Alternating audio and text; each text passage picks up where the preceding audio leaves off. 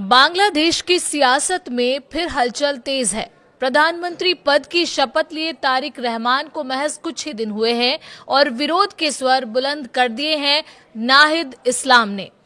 आरोप सीधे सत्ता पर हैं, इशारों में भारत का भी जिक्र हुआ है।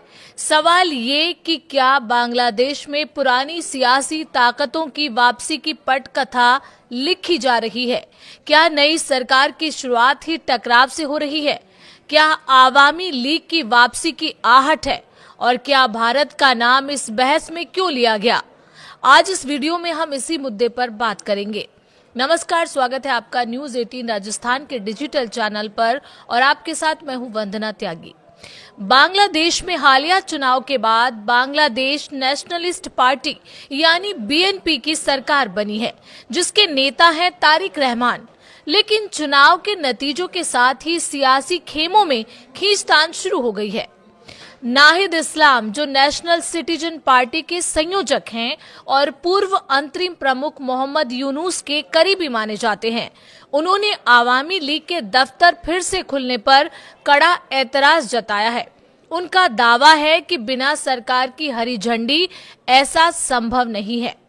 इधर आवामी लीग, जिसकी अगुवाई पूर्व प्रधानमंत्री शेख हसीना करती रही हैं, उनके कई जिलों में दफ्तर खुलने की खबर सामने आई है। सियासी बयानबाजी के बीच भारत का नाम भी चर्चा में है। वहीं नए खेल मंत्री ने भारत और बीसीसीआई से रिश्ते सुधारने के संकेत दिए हैं। तो क्या बांग्लादेश में नई सरकार के सामने सबसे बड़ी चुनौती राजनीतिक स्थिरता की है? ध्यान देने वाली बात यह है कि आवामी लीग, जिसका नेतृत्व लंबे समय तक शेख हसीना करती रही हैं, जुलाई 2024 के आंदोलन के बाद सत्ता से बाहर हो गई थी।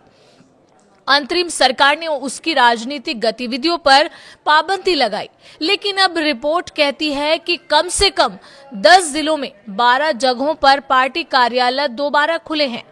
खुलना, नोआखाली और बुरगुना जैसे इलाकों में कार्यकर्ताओं ने ताले तोड़े हैं, राष्ट्रीय ध्वज फहराया है, बगबंधु शेख मुजीबुर रहमान और शेख हसीना की तस्वीरों पर पुष्पांजलि अर्पित की है और जय बांग्ला के नारे लगाए हैं।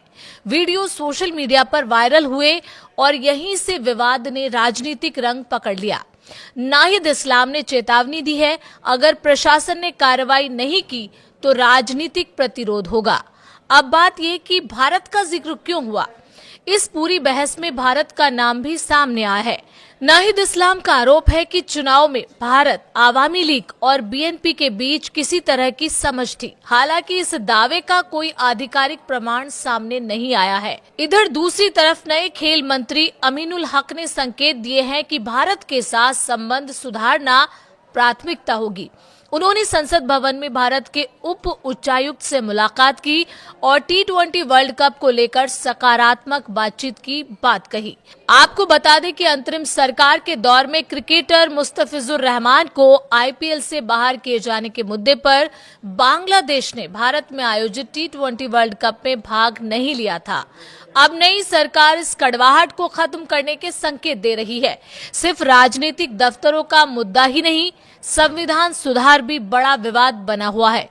जुलाई में नेशनल चार्टर 2025 में, जिसे अंतरिम सरकार ने तैयार किया था, उसमें 80 से ज्यादा प्रस्ताव शामिल हैं। मुख्य बिंदु क्या है उस प्रस्ताव के?